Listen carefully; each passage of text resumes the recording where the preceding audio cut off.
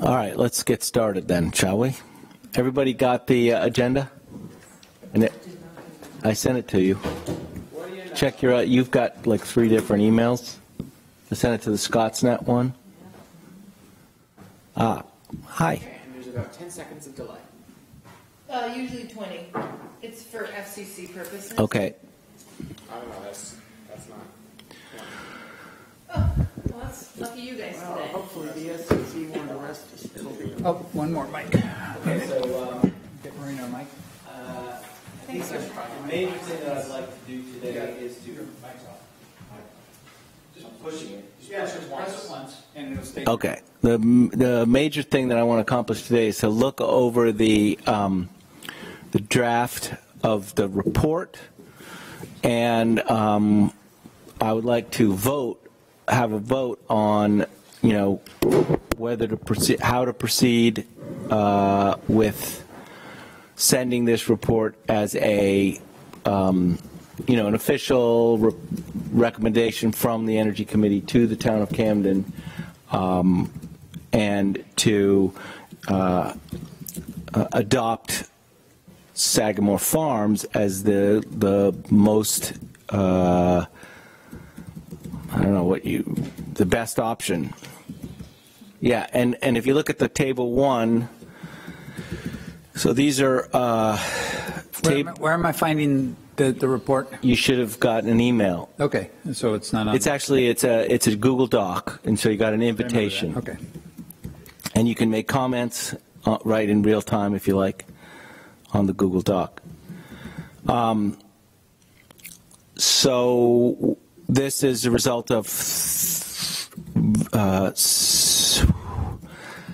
Revision Energy doing looking at the cost to build out Sagamore Farms, looking at the Midcoast Solid Waste site, and also the Snow Bowl to do the parking lot with sort of like carport type solar panels. And so for sure Sagamore Farms is the cheapest. It's the fastest. There's no permitting, there would be no additional permitting needed. There's no road access problems. No trees would need to be, possibly no trees, or very few trees would need to be cut. And that could be, construction could start on that probably if we had a request for proposals. I'm guessing that we'll have to put this out to bid because now we have at least one other solar company interested, and so we could have this online sometime early next year at the latest if we were to adopt Sagamore Farms as our recommendation in the town voting on it. Early next year at the latest. Yeah, I would say that. Well, so the timeline for getting. Well, let me back up. Having had a discussion with our state representative, who happens to walk by my house every day with her dog, there's likely to be a bill passed that will expand the net metering, if not this month, certainly next month, which means that, and in conversation with Revision, they suggested that in order to be breaking ground by December 31st in order to get the full 30% tax credit, which goes to 26% the following year. So the idea is there'd be a small savings to getting the construction begun this year.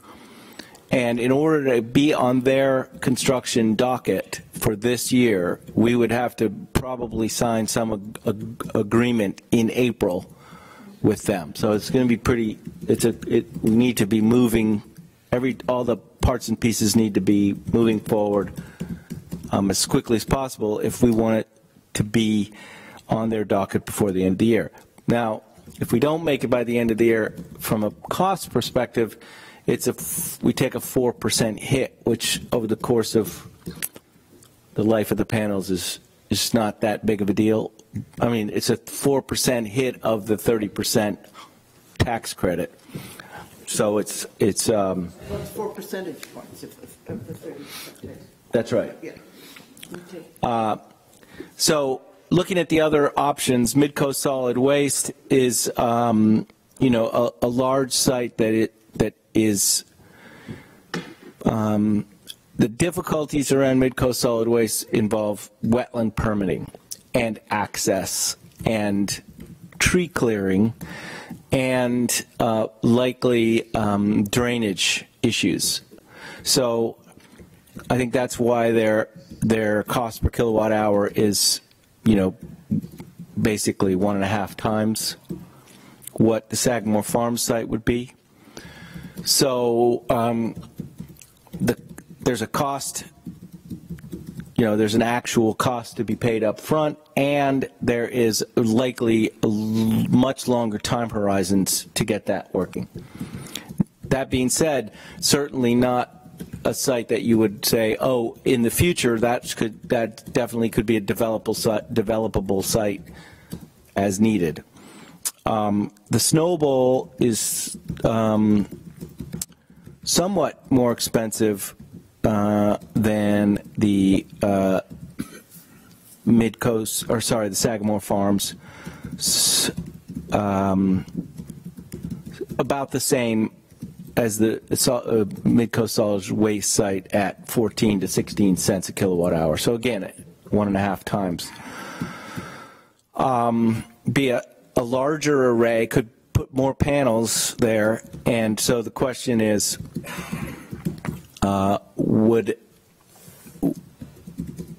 that play out in terms of, if that was something that the town wanted to do, how would that play out in terms of who would need to be involved in design, and would the extra cost be warranted? Those are all concerns that people would probably have questions about. Does anybody have any questions on that so far? You need to turn your mic on, Anita. I guess I'll ask a quick question while you're figuring that. Oh, I'm sorry. I guess my question was, and I may have missed it last time we were here, but was there some overarching goal that this group recommends to the town to achieve with this next move? I mean, obviously the smaller one can be done faster and easier, and there's an odd economy of smaller scale there, I guess. But if the goal were to be more than 25%, that single move might carry fewer administrative costs and hassles, and then waiting to select another site. Right. I think from my perspective, and I hope this is the committee's perspective, that speed is an essential part of this. That if we're to achieve the compact of mayor's likely goal of a 50% reduction by 2030. Then the faster we get started, the less painful the yearly cuts become. So, and I think that there are a number of reasons that suggest that Sagamore Farms is important. One is you can't dismiss the the importance of symbolism, and that if we can continue to build out Sagamore Farms quickly, that sends a clear message that we are dedicated to making this happen as quickly as possible. And was my request of the town and Allison McKellar specifically offered to make sure that that they had done their due diligence about, because there's some interest in whether or not that this is the highest and best use of this particular parcel. And so what I tried to do was say, okay, we'll be ready with a report of all the possible sites. You be ready with compelling evidence that it would not be a good site. So, and I don't know where we are on that, although there was some indication that Jeremy had gone out there, or at least is starting to recognize that that would probably be a prohibitively expensive site for workforce housing development because of the access issues. And so I'm hoping that that's been resolved.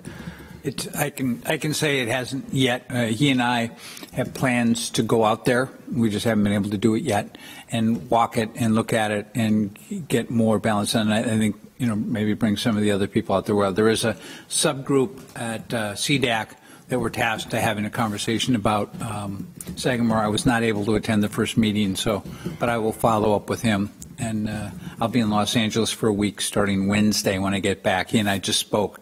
We'll try and get our walk out there just so we can have a conversation about it. Yeah, and I tend to think that there have been some other ruminations around that has,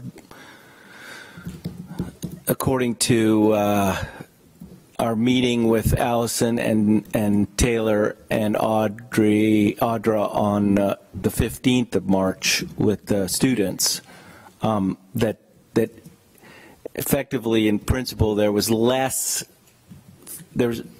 had been some movement on their part as to the fact that this actually solar panels might be the highest and best use. So that remains to be seen. But I think that if we can get this report officially endorsed and sent to the select board, this will hopefully, and with some sense of timing urgency, this may help to move the process along more quickly, one would hope.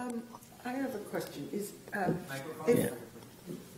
You can just leave them on. Yeah, just leave them on. I still have my hand up.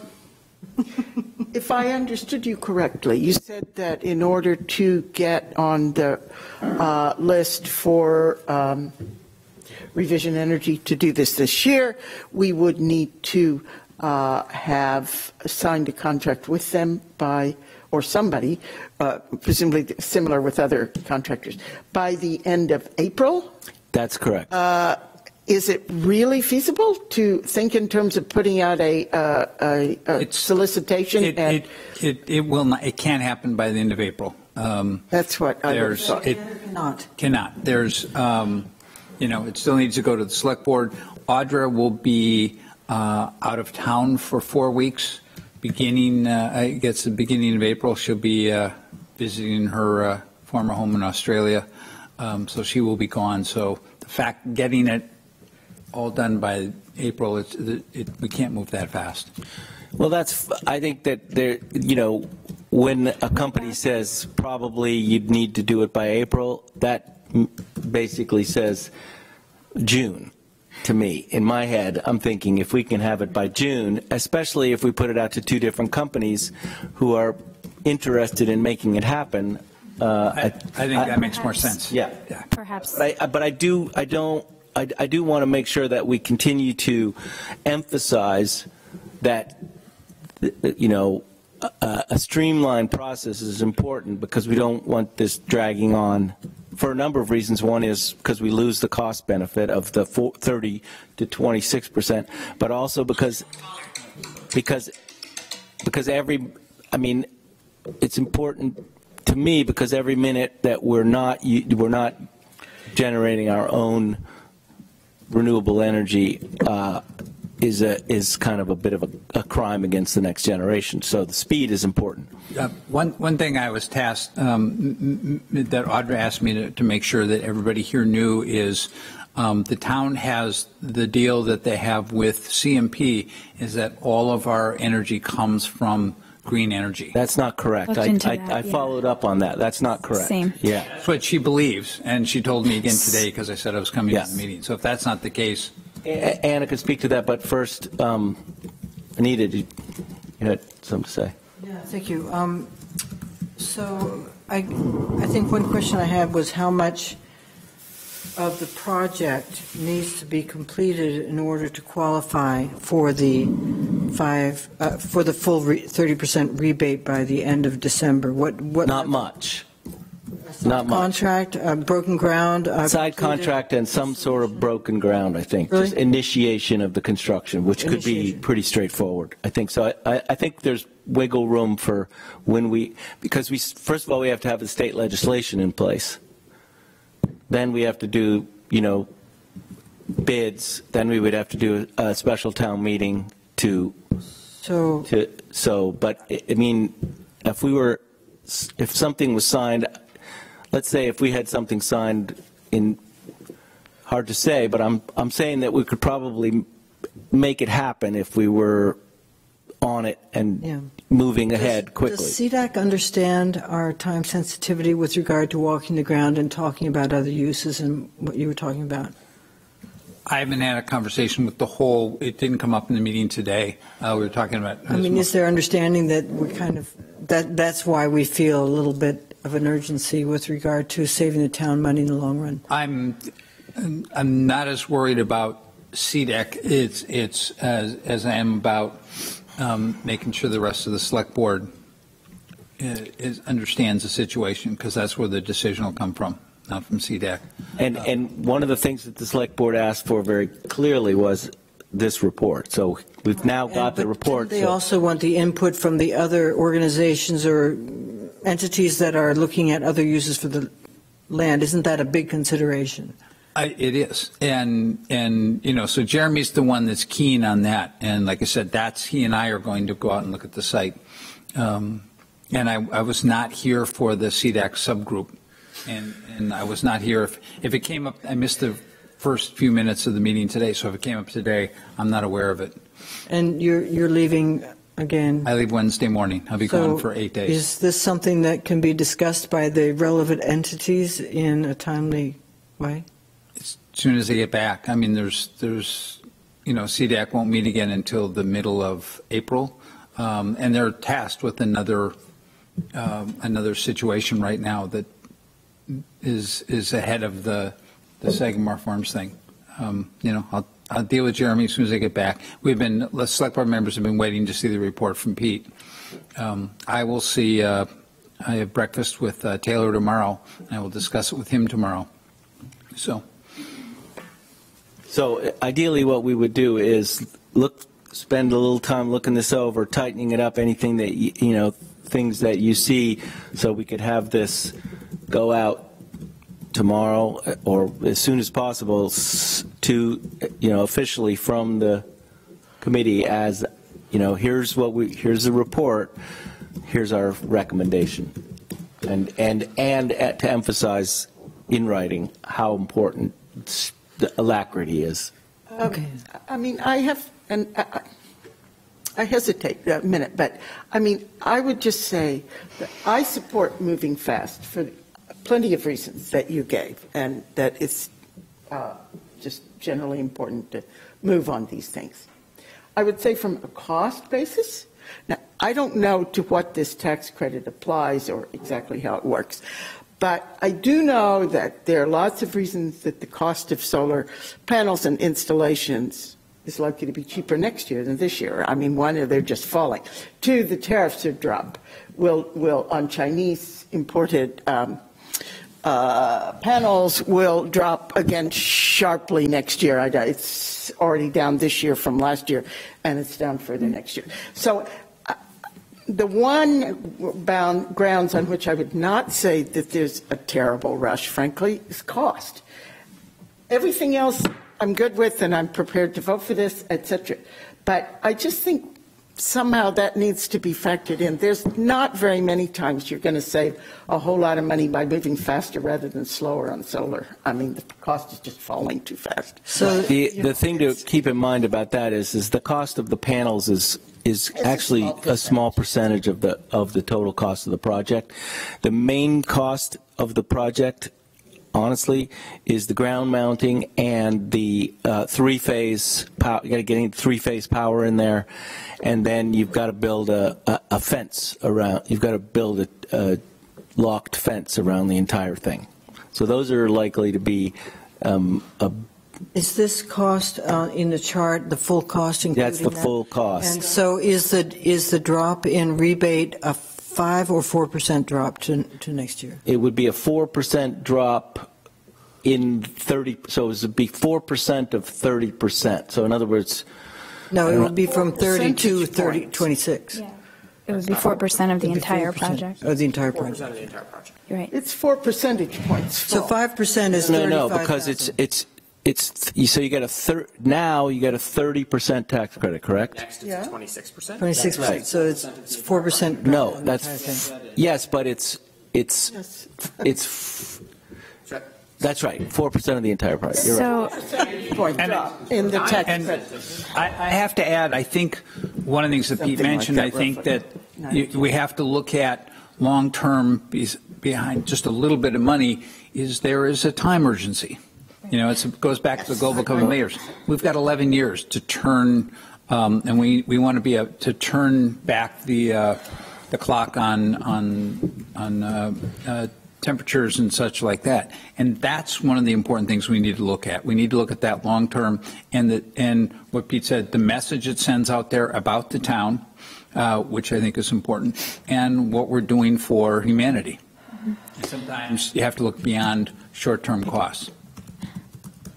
I have a few questions or thoughts. Yeah, could you just, before you do that, could you just expound on the fact that it's not all renewable? Sure. So, and this is not a completely thorough understanding, Sure. but in the provider that CMP uses and what is offered to the town to pay slightly above certain energy costs to ensure that the energy is coming, it's not necessarily coming from, but is more renewable, is the purchase of RECs on top of the energy expenditure and renewable energy certificates. So that's what a lot of the energy providers will provide or offer a customer, the purchase of RECs on top of their energy bill to offset it, essentially. It's more of an offset than an assurance that the energy coming is renewable.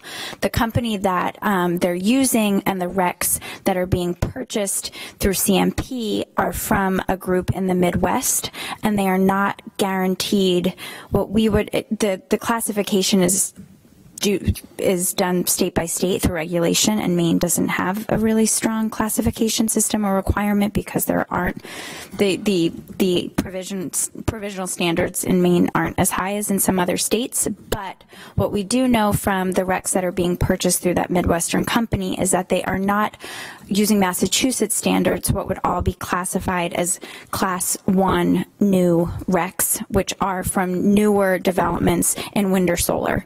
So many of them do include hydro and other types of renewable, but not clean, older developments, biomass, thanks that while could be sold to us as green renewable energy, really aren't the RECs that you'd want to be purchasing to ensure that it's renewable. So there are couples that we could go down a whole rabbit hole of maybe not buying RECs through CMP, but do you know for sure that's the way we do? Because the one thing the one thing Audra said to me today is our energy is 100% wind generated. That's a quote. I don't know anything beyond that, but I'm just curious about. That's what she told me today. But I think the importance of what Anna's saying is that the definition of renewable it's an offset. sometimes includes hydro and sometimes does not. Wind. Right, and that's why. And that in this case it does. Well, even wind as a source of the recs are all going to wind, even that isn't as meaningful if you don't actually know what classification it is, how new the development is, or where it is, or what market you're purchasing it on. If it's a wind rec from Texas, for instance, the cost would be very low, but so would the value. It's not seen as. Why is wind power worth less in Texas than anywhere else, frankly? I will send everyone a presentation. A lot of it has to do with the provisional standards and how, clear land is and that sort of thing. I have actually a great presentation on exactly that question that I'll send. But when you buy RECs from the energy provider, there's a lot more research that needs to be done, and without certain policy requirements here in Maine around provisional standards, it's likely that even if it's wind, it may not be coming from the most valuable offset source.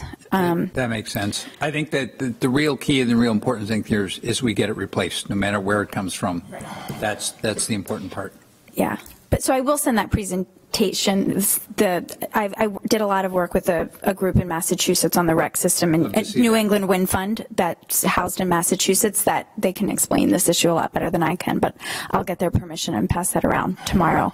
But a question I have to that point of just urgency and acting in the most expedient manner, I am also supportive of us getting this recommendation and report to them ASAP. I think it would be strengthened. And a question I have is revision included in here that at max capacity at Sagamore, 25% of municipal energy would be sourced from the solar array. With the carport or at the waste facility, what that percentage isn't included in here, and if it's less than 75% from either or both of those sites, I think the recommendation could be, in the spirit of urgency, we're ready to move forward. This wouldn't cover all of our needs. We have, some other options that we could continue to explore to fulfill the rest later, but for all of the aforementioned reasons, we want to move forward with Sagamore. If the carport would offer 100%, no, it wouldn't. Then it makes sense to maybe weigh all options. But if it's under 75%, I don't see why we wouldn't move forward with the most cost-effective option to get going. Based on the energy use of the Camden Snow Bowl, as demonstrated in the watershed report of 2014, energy use, the carport would offset 54% of just the snowball use. Right. Just so I think if we could include those percentages in this report to the select board, that would strengthen the urgency case. Only hesitancy I have for that is that we don't those numbers are sort of not great, they will be much better. Not great, you mean they're not hard, they're not well, even if it's approximate, so it's clear so we could do that. That would be pretty This wouldn't be redundant. If we move forward with Sagamore Farms now, it's not, the other projects wouldn't be. We can do that. Two additional. I think we could certainly say as an energy committee that we are very much in favor of the Sagamore Farm for its expediency. But our town is in a unique position of a very, very high energy use because of the snowball. Right. And I would like the Energy Committee to be in favor of putting in moving forward with the carport in some manner. Mm-hmm. I'd like the town to start considering that. Yeah, as a phase 2. Yeah, and that the carport could offset only half, a little more than half of the snowball, but it would be something. And this is not picking one and let me stop that. It's the beginning, and knowing that we're going to need more, and doing all of it may not be a bad idea. Right. And the other important, and I throw this out there because this is probably 2 years out, but Revision is committed to finding a large site in Maine where municipalities could combine and have a really big farm, but Nick, who is one of their commercial and been liaison with us around municipal PPAs, said that is coming down the pike, but it's quite a ways off. So that will probably be, when we're thinking of phase 2, we would be that's going to start looming as probably quite an interesting idea if that happens. Could we, I mean, I guess this gets back to the original question of what our overall goal is. I like the concept of presenting several things to achieve a really ambitious goal, and I think then people can fall back on the quick and easy and cost-effective one first. Well, I think our goal is 100%. Zero. Our approximate goal is zero municipal fossil fuel footprint. Yeah. Yeah, Well, Alex, do you know we haven't, the Global Covenant of Mayors commitment for the town of what percentage we want to offset and what our goals are. We don't have those yet. Is going to be set this spring, right, Alex? Yeah. At least we're going to be proposed this spring, right? Yeah. So I think so. You're saying it's 50%. I didn't realize we had a goal set. Well, that's I mean, I'm using the goal that is Paris Accords. That's the Paris Accord 50%? and 50%. No, 50% reduction by 2030. 100% by 2050. And 100% by 2050. So those are sort of the working numbers from a scientific perspective. I want to add another thing about I have this long email string that talks exactly about the Constellation Energy is the name of the company that we get. You have to back up a little bit because there are two types of municipal accounts, electricity accounts. There's large and small, and the large accounts are covered by Constellation. The small accounts are covered by the CMP standard offer, which is not. There are no RECs. There's no anything involved in that. So Sagamore Farms would basically offset all of the small non-REC accounts that the town has, and then some. So and having looked into that for myself, it's difficult to find potentially impossible. I have not been able to find a supplier for 100% renewable energy. Effectively, everything is RECs, and again, it's loosey-goosey.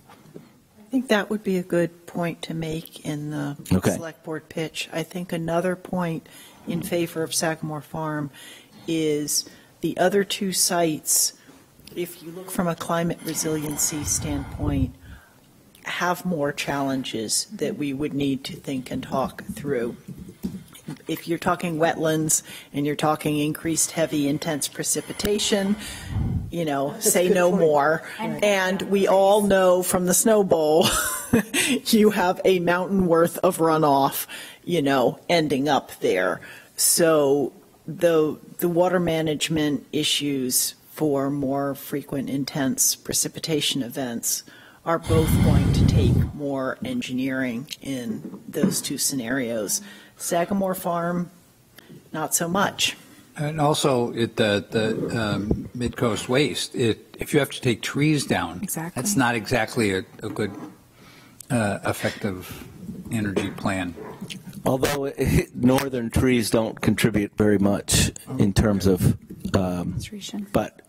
sequestration. But that being said, as most people who've had anything to do with the town know, anytime you try to cut a tree down, there will be screaming hordes saying, no trees, you can't cut trees. So. Well, and that's not entirely true in terms of the carbon sequestration. I mean, there are projects in Maine, farther north than us, up around the Down East Lakes, that have gotten, carbon fund. Yeah. They have bought into the carbon market. Yeah. So. Good to know. They've met those very stringent criteria. Yeah. Is there, this is sort of a side note, but are there any reflective properties that those cells might actually work against the snow life on the mountain? I doubt it. You know, No, because I can't imagine. If Ask. it's relatively the energy that would need to go into preparing Sagamore Farm is also, it's less energy intensive than any of these other proposed projects. I think Okay, that's a good thing to add, an I important think. point to add. And if it's not going to preclude other projects in the future, that our goal is 100%, and these other projects don't exceed that, even taken, in totality, if all three were to be funded right away, or 2 out of the 3, I think that's an important point to make. And the tax credit issue, I do wonder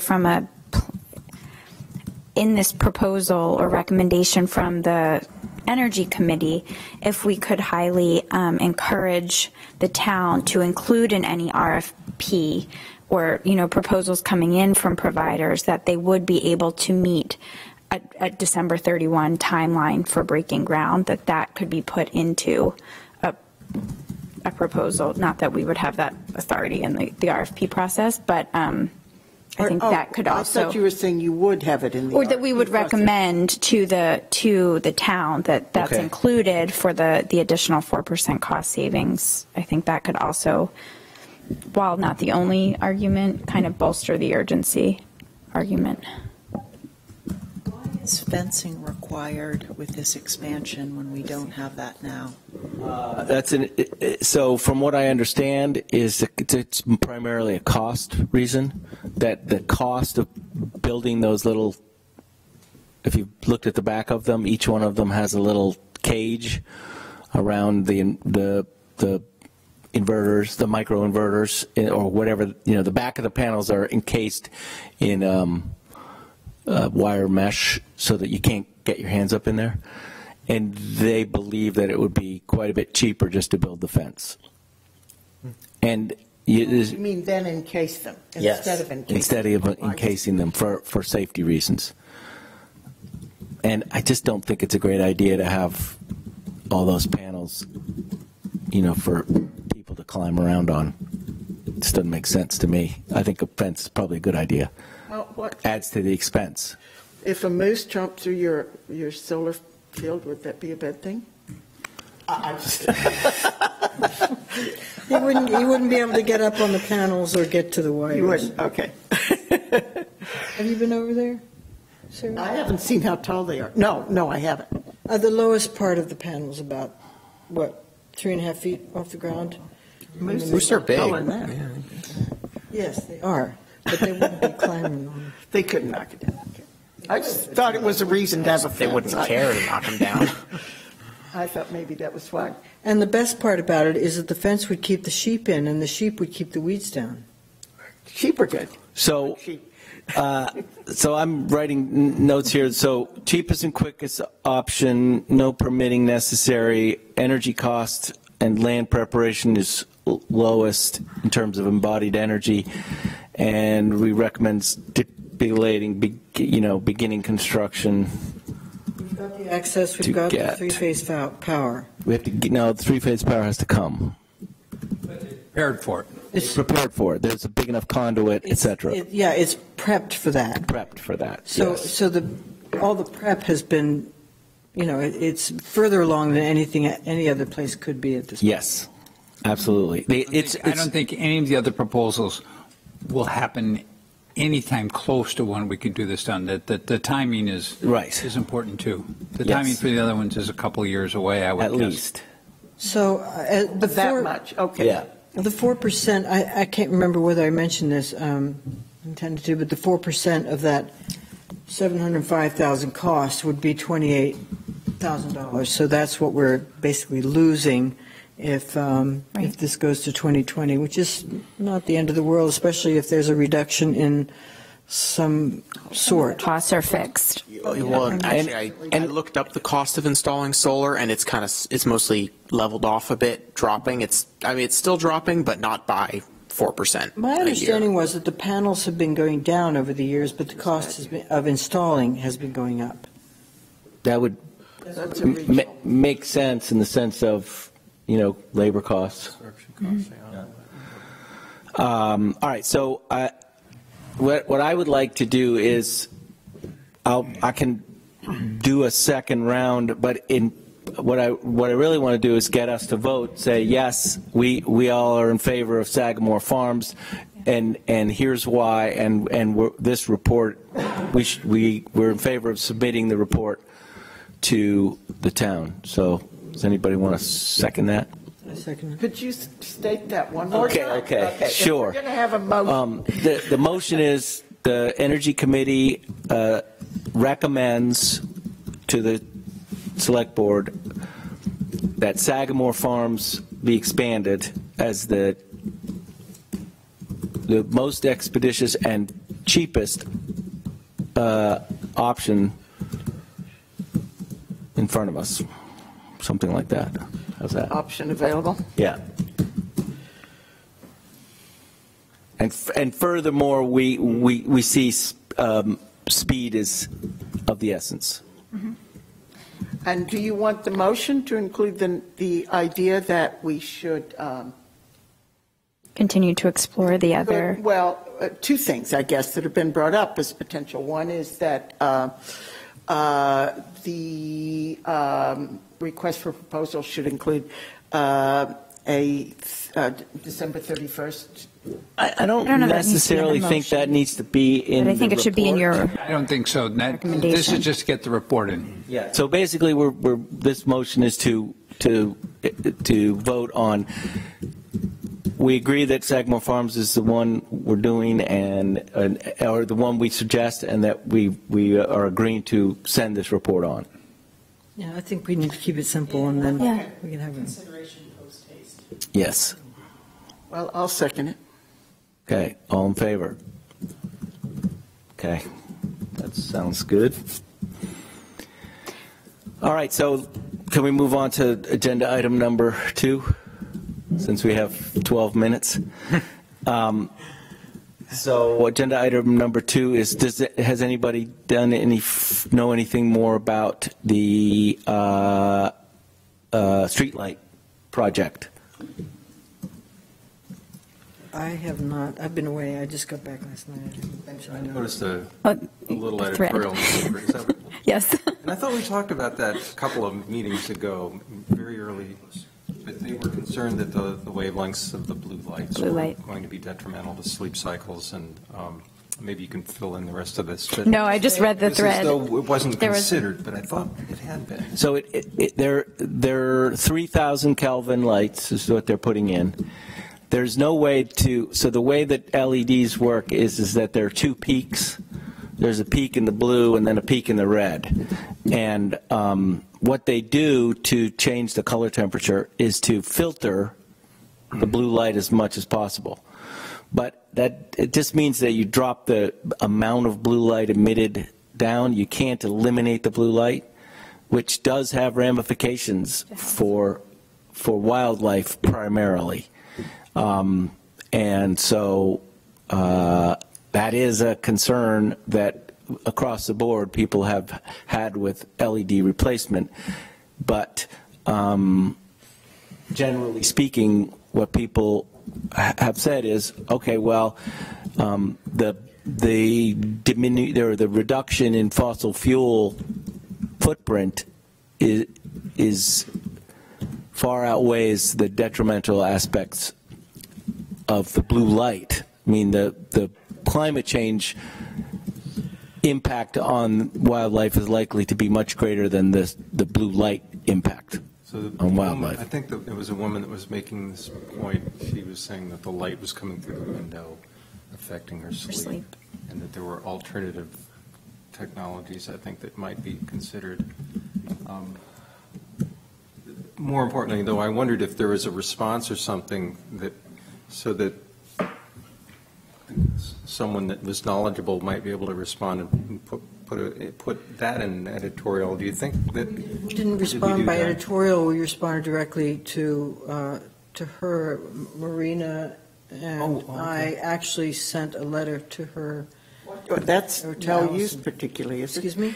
Isn't it much more use what Bruce suggested? Yes, To put it in the into newspaper, because What do you think? I don't Well, know. it's a little bit of a moot point because the contract has been signed and it's going to happen. So, I think It's- what we want to The do assurance is is, important. yeah, oh, absolutely. But just want to make sure everybody understands that this is happening. There are going to be 300 kelvins. There are going to be LEDs, and And the money has been okayed, and Yeah. the budget committee is okayed. It's in the budget. That hopefully will be okayed at the town meeting, so. that will represent a significant reduction in fossil fuel use for the Can town. we ask Marina what her thoughts are? Sorry. I think what we need to do as this, once it's signed off on in terms of the town budget, is to work with the contractor and to reassure people at that point that one of our goals is not just, the long-term fossil fuel use, which may not motivate all the same people that, as much as it does us, Cost. but the reduction in the number of lights and the timer, function, where we're really looking at night-friendly skies, and overall, the wildlife benefit will be enhanced because we will have far fewer lights and have them on less of the time. So I think to, work with the contractor on that and explain that to the community. Yeah, there'll definitely be a role for us during the implementation phase as oversight Those and. I'm decisions still been not made? comfortable with fewer Have lights. those decisions been made about not only about how many lights will be on and the motion sensitivity? When does that happen with the contractor? So as I understand it, the way it works is that we start working with the contractor to pick. They basically come, they do an inventory. Then they now know where all the poles are and what the lighting levels are now, and then they propose based on best practices which lights not to replace and which lights to replace, and then there is design input into what lights actually get, like what is the design, what do they look like, and there's likely to be some dialogue and discussion around placement and lighting levels, etc. And so those are not specified in the contract per se. It's just basically, here's how much it would cost per light, and here's how many lights you have now. So here's how much it's going to cost you to replace every light just as it is. But implicit in that is we actually want to rationalize the placement of the lights, which they're not rationalized now.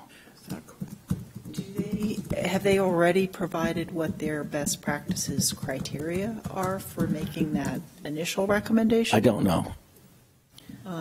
Is that something we could ask them to provide, given that this is a sensitivity of many people in the community? I think that what's good. I mean, Yeah. we may as well have them incorporating, some of the. And they are absolutely they're going to do that. That's part of the proposal, is that once we get the inventory, then we will work with you to you tell us what is important to you, and then B, we will tell you how we can accomplish your goals using best practices. So I think it's preliminary or premature to go down that route yet, but absolutely there's going to be a huge role for that oversight of that process coming down. When is that process happening? Because I'm wondering if we want to have a, letter to the editor now saying, stand by, folks. There's going to be plenty of time for input, and we're sensitive to the fact that there are wildlife considerations. There's night, comfort of people sleeping, there's health considerations. We're going to factor all that in, and here's roughly the time frame. Yeah, who would like to be the liaison on that front? Well, I think, first of all, I agree that we need to put something out there that is more general, not just to those who have written to us, but to the general public about the approach that we see going forward and that the company is going to take. Secondly, I think it would be good for us to designate a point person within the committee that is going to be liaison with, Yes. with that company, so that we can bring reports in on updates and they can have a point of contact in the committee. Yes, I agree. Who would like to do that? Do we know, because this is a different company than we originally were going with, I know, because. Or is it not? It's real term, I guess. Real term. Yeah. Do we know what their stance is on all these issues yet? Has anybody talked? They don't have a stance. Real term? Yeah. They don't have a stance. Do they have they had, what I'm saying is, have they had these considerations before? Have they dealt with them before? Do we know where this, before we? They're what they basically they were, according to what I understand, is that every time they go to a town, the first thing they do is an inventory, and that's that before. And they basically they say, don't even talk to us until we have the inventory, because without the data, it's not useful to have a dialogue.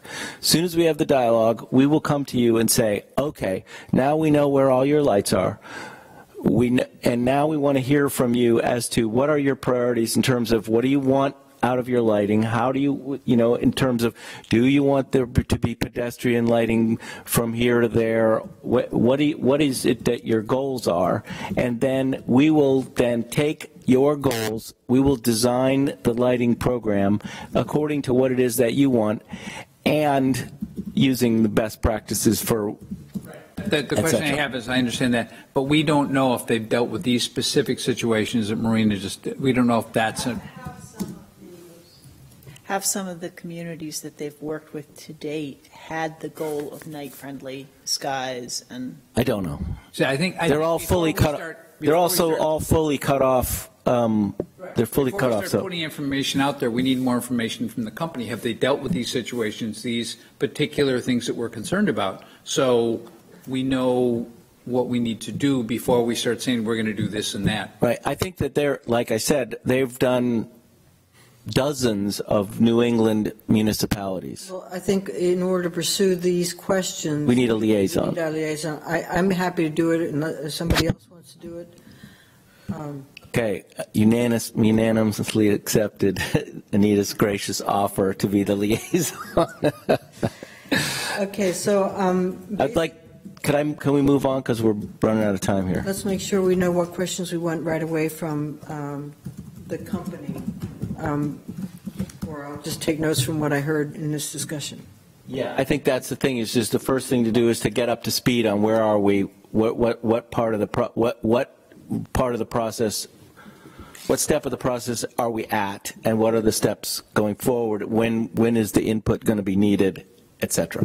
Would it be possible to? Came up in those letters was the height, placement on the pole, and that's one that might be worth asking them whether that's even, something that they can adjust. Is there also, quickly, at what point is a decision required on what amounts to smart metering? I don't know what the right phrase would be, but, if they're going to be go off at certain hours of the day and night, if they're going to be sensitive to people passing by within a certain, that sort of thing. When does that need to be done, or can that be added at a later point without hugely more expense? Yeah, that's a good question. If I can make a suggestion, instead of going through each point, if everybody gets together and makes a list of all the different concerns we think of, so we can put it all together, so Anita can put it together, so we have everything in one spot. These are all the concerns. Yeah, and you could do that via email directly to Anita. I will make a list of what I think the questions were, and I would like you to add to them. I wondered if I would also expect the companies have had to do this and in their many other experiences, right? And I would think they would go to the community and say, what are you guys worried about, and wouldn't that be part of the outreach process that they've used? I guess what I would say is that from my discussions early on, identifying real term as one of the players, I was particularly impressed by the fact that they said, once we do the inventory, we spend a lot of time asking questions of you as to what you want before we do anything. But you could be community-wide. Community-wide. No, they're talking about community-wide. Now, what's interesting is that we worked together, we joined up with some other local communities for this application, for the RFP, or the RFQ officially. And so how much do we, as an energy committee, need to collaborate with the other towns that are involved in this? I don't think we will have to do much because they're set. They're part of it. We can all choose different fixtures. Yeah. You just decide what you want to pay. Are you saying, would there be a single meeting that would involve several communities? I'm just wondering whether we need to be speaking as one voice as a community or as a collaboration? I'm going to move us on because that all will become clearer as you get more information. As you solve the problems. Yeah. So We're excited to the see next thing on the agenda was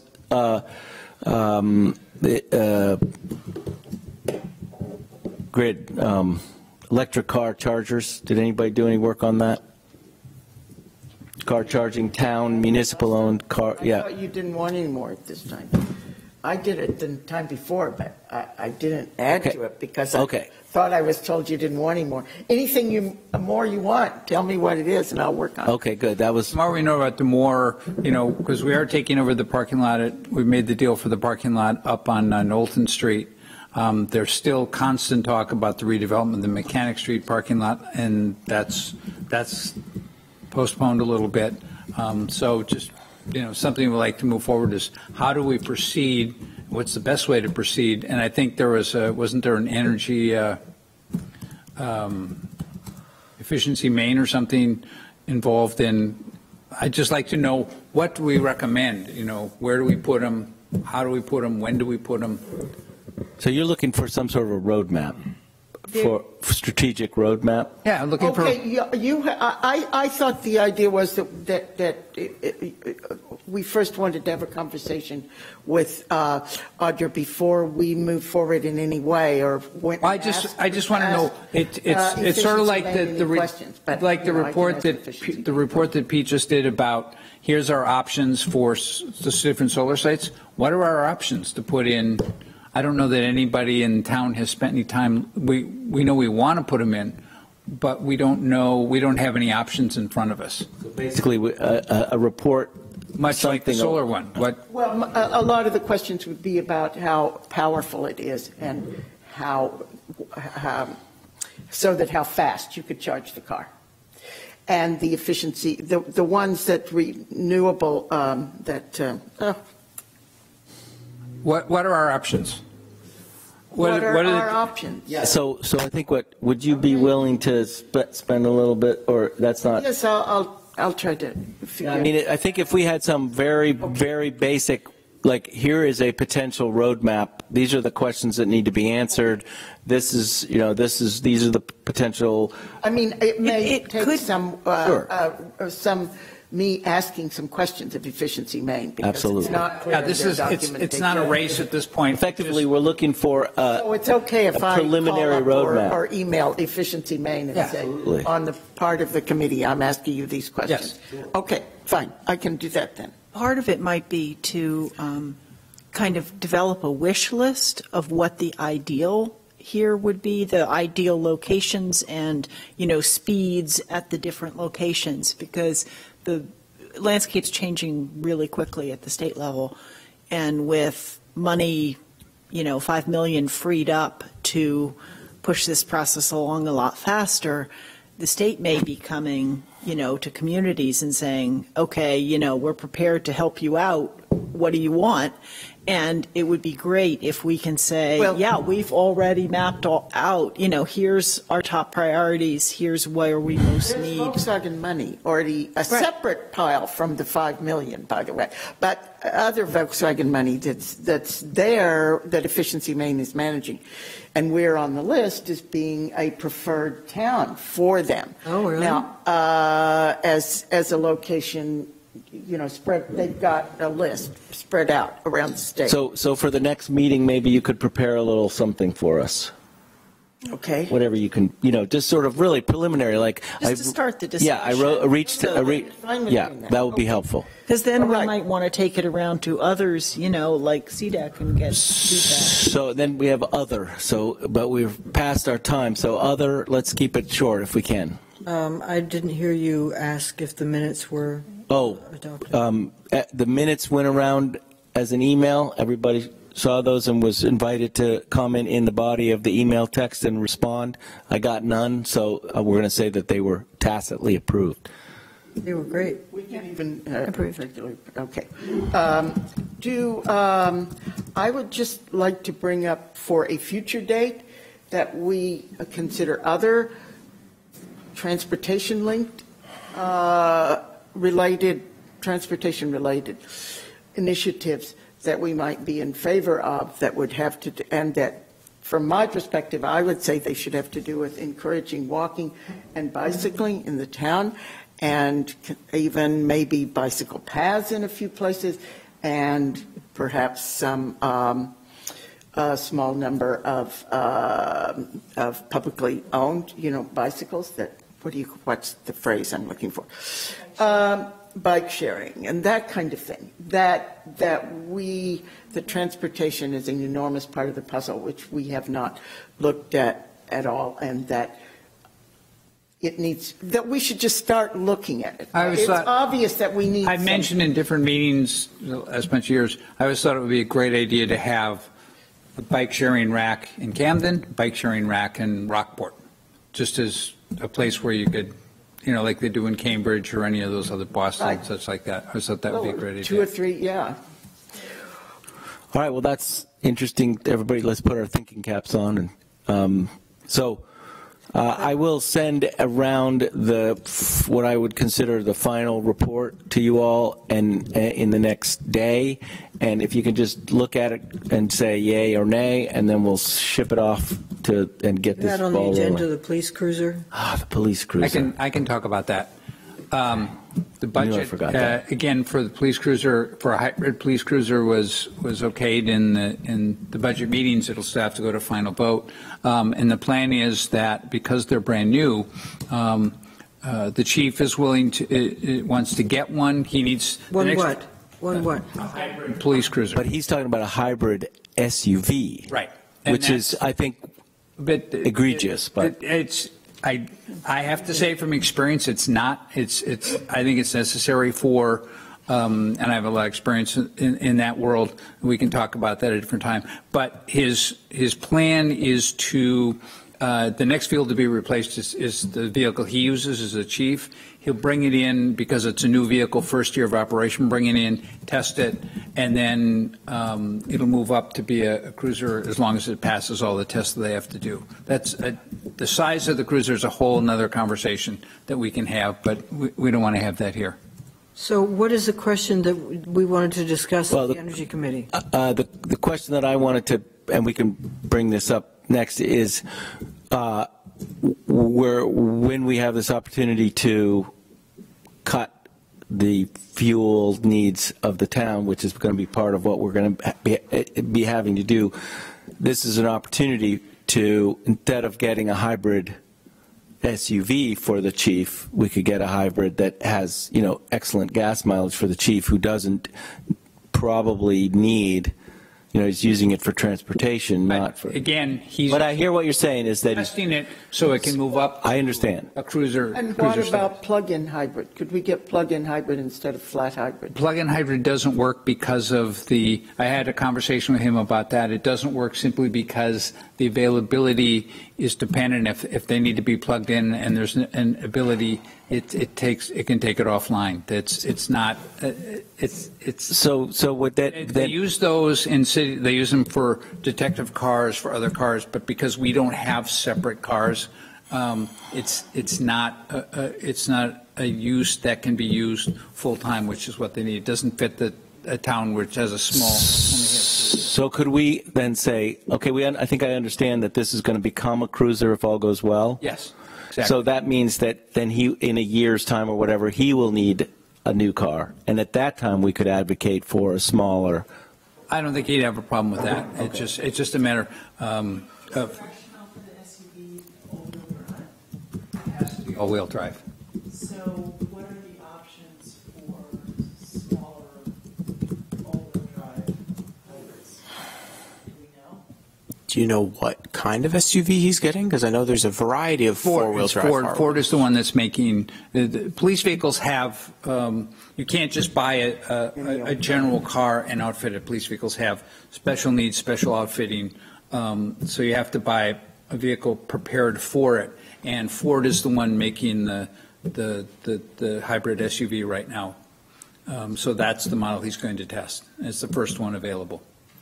So we're getting in as fast as we can. And I believe the mileage, it goes from 22 or something regular to 38, I think was the mileage. It was a substantial mileage improvement.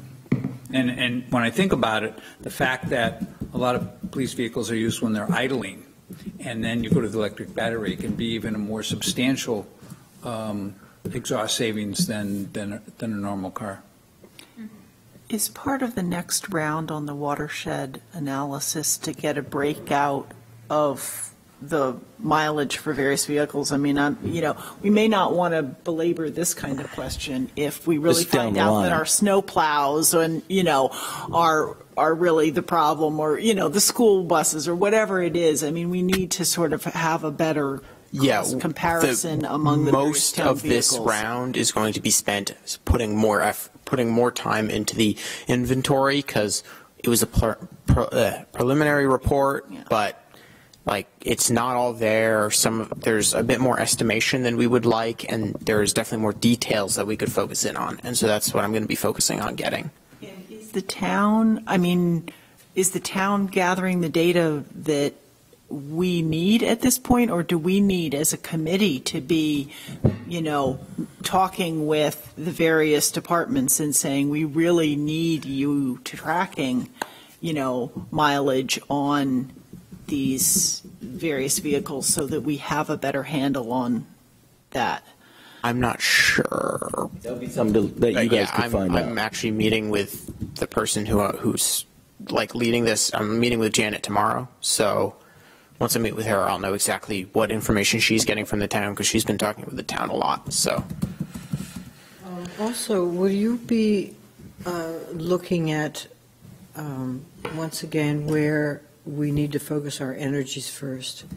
Because I think the Camden Opera House, this building, particularly the roof, is in pretty serious need of energy saving work in insulation, particularly in the roof. And we haven't really addressed any of our energy towards that issue, but it's something that needs to be budgeted and addressed. I can say that's come up in select board meetings about we need to look at simpler items like that instead of, we can't spend all our time talking about solar farms when we're doing this building is primary example of a building that could use a lot of work and save a lot of energy. So we've actually had that discussion a couple times in the select board meetings. So that'd be a good process to go through. Which is ironic, because in the first energy committee, which was disbanded, we talked about the Opera House over and over again, and that's we did that at the beginning of this committee. Yeah. So. I'm just bringing that up for historical context. Well, I know. There's only so much bandwidth the committee has. Right. So there's just something else. All right. Is there any other things before we adjourn? No. Very good. Then the meeting is adjourned. Date. Oh, next date. Right. Sorry. So, Anita, you're going to be the chair next time, so why don't you take that over? It's the 22nd. There's 5 Mondays in April. The 5th one would be the 29th. Well, we should go to the 22nd. Try to stick with the third Monday, right? Yes. Monday is the 15th. Oh, third Monday is the 15th. And that's school break. Oh, so we should make it 22nd then, right? Yeah, It is Easter Monday. Was And there? I just want to That's a add, point. Easter Monday, do we care? I don't think wasn't there a rule against us scheduling meetings on That's right. holidays? We can't have meetings on holidays. Is Okay. 22nd a holiday? Is it It's Easter Monday. I don't know if that. is that a municipal holiday? I don't know that that's a town, I don't believe that's a town holiday. Easter Sunday, but Easter Monday. Are the schools here closed on Easter Monday? No. I don't believe that's a believe town so. holiday. So we can find out, but if we schedule for the 22nd now, we can find out about that. Last thing I just want to mention, I thought Marina has an excellent article in the Free Press. It's not a real holiday. It's not a holiday? It's not a holiday. All right, so what are we saying, 22nd or 29th? 22nd. Okay. Same time, same place. She does. Oh, really? Yeah. It's about a 9-mile path and the watershed. And the fact that this year, they will hit 88% of the goal they set in 2003. So they will, with the conservation easement that will be executed around Grassy Pond with the rainwater, they will be at 3,100 acres in the vicinity of those two mountains. It's impressive, isn't it? It's pretty significant. I mean, you take like that kind of number. We're still on. Time up in the North Woods. We're still on, you should probably, How congested this area is. we're still on